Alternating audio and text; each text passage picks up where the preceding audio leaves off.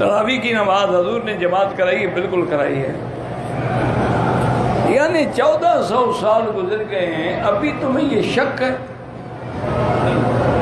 کیا کہتے؟ چلو حضور نے نہیں کرائی، حضرت عمر نے کرائی، ہمارے لیے حضرت عمر کی سنت بھی حضور کی سنت ہے، علیکم سنتی و سنت الخلفاء الراشدین المہدیین تمسکوا بہا وعضوا علیہا بالنواجذ۔ اور عمر وہ کام کر سکتا ہے جو محمد مصطفیٰ نے نہ کیا ہو؟ کیا کہہ رہے ہو؟ خدا سے ڈرو کہیں ایمان نہ چلا جائے۔ اصحاب رسول جو ہیں وہ تو ایک یعنی اتنا اتباع تھی، حضور خطبہ پڑھا رہے تھے، کسی بات پہ ہم فرمائے کہ بیٹھ جاؤ۔ حضرت عبداللہ ابن مسعود رضی اللہ عنہ جو فقہائے صحابہ میں ہیں، جلیل القدر صحابہ میں سے ہیں، وہ جوتیوں کی جگہ میں آ رہے تھے، وہیں بیٹھ گئے۔ جب جمعہ ختم ہوا حضور نے فرمایا عبداللہ تم وہاں کیوں بیٹھ گئے؟ حضور آپ نے نہیں فرمایا بیٹھ جاؤ۔ میں نے تمہیں تو نہیں کہا تھا۔ کہا حضور نہ کہا، میں نے تو سنا نا کہ بیٹھ جاؤ۔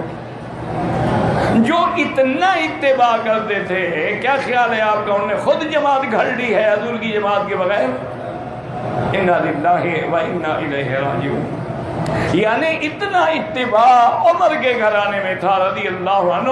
حضرت عبداللہ ابن عمر جب عرفات سے آ رہے تھے نا مزدلفہ کے لیے اونٹ پہ، راستے میں ایک جگہ آئے تو اونٹ روک دیا اور اپنے خادم سے کہا بھی پانی کا لوٹا لے آؤ۔ لوٹا لے انہوں نے کہا شاید آپ کو پیشاب کا تقاضا ہے۔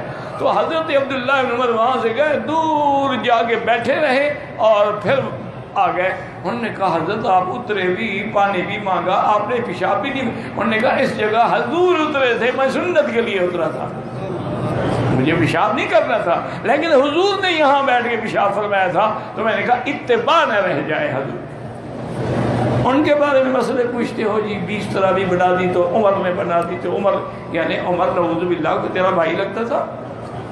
وہ خلیفہ راشد ہے، وہ عمر بن الخطاب ہے، وہ ناطق بالحق والصواب ہے، وہ تو وہ بندہ ہے کہ جو فرش پہ کہے اللہ عرش سے حکم بھیج دیتا ہے، لیکن تم نے اس کی بات بھی نہیں مانی۔ انا للہ و انا الیہ